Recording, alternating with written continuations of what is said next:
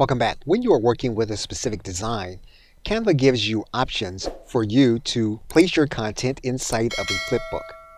What you can then do is you can share your customized image. You can then go to the More area. You can then choose one of the applications that will allow you to create a flipbook. We can then click Use. Now, if you don't have a simple booklet or flipbook account, you can create one here in this area. We are going to create a free account. What we are now going to do is to export our design to Simple Booklet. And we are going to save the design. Canva will then begin the preparation process inside of Simple Booklet. We can then view our Simple Booklet design.